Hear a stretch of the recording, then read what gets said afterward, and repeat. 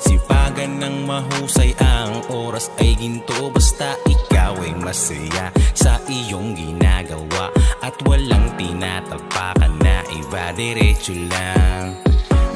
lang sa iyong paglalakad. Kahit na mabagal, basta umuusad. Pwede kang mapagod pero bawal lang sumuko. Sulit ang iyong hirap pagdating mo na sa dulo. Gaano man kahirap, kailangang magsumikap upang makamit ang minimithing pangarap. Pinanghihinaan dahil sa mga kutya, pipiliting malunok kahit di na masikmura ang mga maling puna. Ukol sa aking pagkatao, di nyo naman ako kilala kung ano at sino ba ako. Mga nagsasabi na di ko